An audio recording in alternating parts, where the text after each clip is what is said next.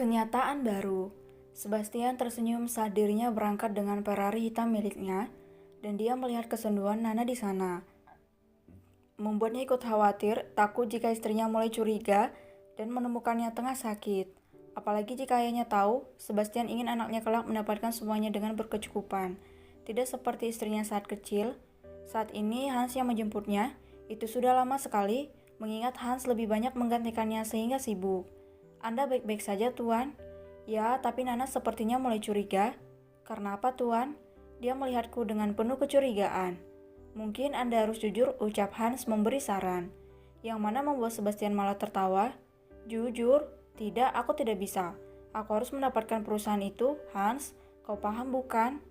Ya, tapi aku rasa perusahaan kapal pesiarmu lebih dari cukup untuk menghidupi istri dan anak Anda, Tuan. Anda tidak perlu bekerja mati-matian, ini demi kesehatan Anda. Sebastian menggeleng apalagi dia tahu kini Michael mulai tumbuh dewasa. Dia takut pria itu saat besar akan menjadi rival anak-anaknya. Kau tahu Hans, ayahku menyekolahkan Michael ke sekolah khusus bisnis. Dia akan membesarkan anak itu. Mungkin Anda harus memberinya kesempatan. Mike bisa saja menjadi sahabat dekat anak-anakmu dan membangun perusahaan bersama. Sebastian terkekeh. Hal yang mustahil, ucapnya dengan malas. Saat sampai di perkantoran, Sebastian segera masuk. Orang-orang di sana menunduk melihat kedatangan sang majikan. Sebastian naik ke lantai atas di mana dirinya biasa menghabiskan hari-harinya. Kirim semua jadwal ke emailku, Jen.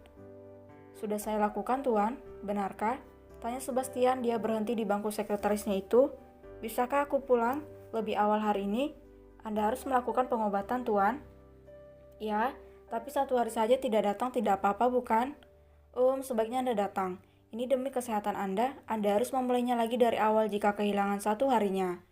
Baiklah, kalau begitu lupakan jadwalku dan kita akan ke sana siang ini. Anda akan bertemu dengan kolega dari Australia, Tuan Menteri Kelautan. Dia ingin bertemu Anda secara langsung. Sebastian mengusap wajahnya kasar. Kenapa hari ini selalu saja sangat sibuk? Rutinitas yang disenangi Nana akhir-akhir ini adalah merajut kaos kaki bayinya. Walaupun belum mengetahui jenis kelaminnya, Nana selalu menantikan kehadirannya dengan mempersiapkan semuanya. Nyonya? Iya, jawab Nana masih fokus pada rajutannya. Makan malam hari ini, Anda menginginkan sesuatu? Nana menatap jam. Ini sudah waktunya makan malam ya? Aku ingin sup kentang dan nasi saja. Baik, Nyonya. Siapkan yang banyak, suamiku bilang dia akan pulang lebih awal. Baik, Nyonya. Dan karena perkataannya sebelumnya, Nana kini bersiap untuk mempercantik diri dan menyambut kedatangan sang suami tercintanya. Jam demi jam berlalu dan Sebastian belum kunjung pulang, yang mana membuat Nana sedih. Dia menggapai ponsel untuk menelponnya. Halo? Tanya Nana dengan suara sedih. Mas tidak jadi pulang cepat. Astaga, maafkan aku sayang. Aku lupa, aku bertemu Menteri Kelautan hari ini. Dia mengajakku makan malam. Baiklah, ucap Nana dengan nada suara merendah. Kalau begitu pulang dengan cepat begitu selesai. Pasti sayang, kau menginginkan sesuatu? Tanya Sebastian. Aku hanya ingin Mas cepat pulang.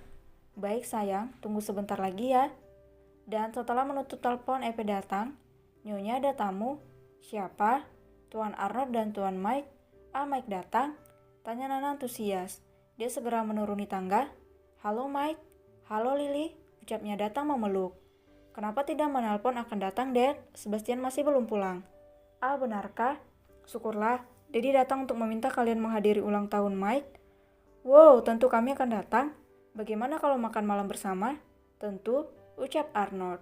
Di mana Hans? Hans, bukankah selalu bersama dengan Sebastian? Dia sekretarisnya bukan? Arnold tertawa. Hans tidak menjadi sekretarisnya. Sekarang sekretarisnya adalah Jenny. Kupikir Hans menjagamu di rumah. Jenny? Dad yakin namanya Jenny bukan Jono atau Joko? Dia wanita, Nana. Nana terdiam. Sebastian tidak pernah membicarakan hal ini padanya.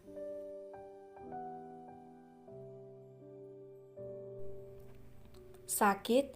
Terima kasih atas makan malamnya. Nana katakan pada Sebastian kau akan datang ke pesta ulang tahun Michael. Tentu, Dad. Sampai jumpa, Nana. Ucap Michael dengan lucunya, yang mana membuat Nana gemas dan mencium pipinya sambil menunduk. Kau sangat tampan. Sampai jumpa, Mike. Sampaikan salamku pada Sebastian. Baik. Dan saat Arnold menggendong Michael untuk tidur dalam gendongannya, dia baru melihat Sebastian yang datang dengan mobilnya. Dad, kenapa kau kesini? Itukah tata kramamu pada dedimu? Tanya Arnold dengan ketus, kau selalu pulang terlambat. Tidak, gumam Sebastian dan melangkah masuk. Dia mendekati istrinya yang ada di ambang pintu. Sayang, ucap Sebastian. Nana memberikan isyarat agar suaminya diam dan tidak memeluknya. Sampai akhirnya mobil itu pergi, Nana masuk tanpa menghiraukan Sebastian. Sayang, kau marah? Maaf, hal itu terjadi mendadak. Aku tidak bisa pulang cepat. Nana tetap bungkam dan naik ke atas. Sayang, Nana tetap tidak menghiraukannya. Sayang, aku minta maaf. Mas, aku sedang malas bicara denganmu. Makanlah semuanya sudah disiapkan pelayan. Aku ingin tidur. Tapi sayang, mata Sebastian tidak lepas dari sang istri yang membaringkan tubuhnya membelakangi, yang mana membuat Sebastian segera membuka jasnya dan ikut berbaring di sana. Dia memeluk sang istri dari belakang sambil beberapa kali memberikan ciuman di tengkuknya. Maafkan aku tahu aku salah. Maaf sayang. Nana hanya terdiam, tidak ingin berdebat atau mengatakan apapun. Dia memejamkan matanya sampai akhirnya dia masuk ke dalam alam mimpi. 1 jam, 2 jam, 3 jam, 4 jam. Nana kembali terbangun saat merasakan ingin buang air kecil. Dilihatnya sebuah tangan tetap memeluk perutnya penuh dengan kasih sayang. Nana membalikkan badannya dan melihat Sebastian yang sudah terlelap. Ada keringat di keningnya yang mana membuat Nana mengerutkan keningnya. Ini malam hari dan udara terasa dingin, membuat Nana memegang keningnya. Hangat, ucapnya kemudian beranjak dari kasur tanpa disadari Sebastian. Epe bangun dan melihat majikannya sedang memasak. Nyonya, apa yang Anda lakukan? Biarkan saya melakukannya. Tidak apa, Epe ini hampir selesai, ucap Nana. Ada yang bisa saya bantu? Tolong siapkan airnya saja. Apa ini untuk tuan besar, Nyonya? Ya, dia demam. Astaga, tuan sepertinya kelelahan. Perlu saya bawakan obat penurun panas? Tidak, Epe, aku tidak akan memakai obat untuk hal seperti itu, ucap Nana dengan suara rendah, yang mana membuat Epe khawatir. Anda baik-baik saja, Nyonya. Aku mengkhawatirkan suamiku. Tuan pasti akan baik-baik saja. Bukan itu, tapi dia punya sekretaris wanita. Tapi Anda jauh lebih cantik dan muda, saya jamin itu, ucap Epe. Terima kasih. Nana sedikit terhibur dan menyusun makanan itu di atas nampan. Bisa kau tolong bawakan ini ke atas? Epe mengangguk dan melangkah mengikuti sang majikan ke lantai atas. Dia menyimpannya di meja sesuai permintaan Nana. Terima kasih, Epe. Sama-sama, Nyonya. Jika Anda butuh sesuatu, bangunkan saya. Tentu, Epe. Setelah pintu tertutup, Nana duduk di pinggir ranjang dan mengusap kepala Sebastian. Mas, tidak ada pergerakan. Mas, bangun. Perlahan Sebastian membuka matanya. Sayang, kaukah itu? Kau sayangku? Apa aku terlihat seperti setan, Mas?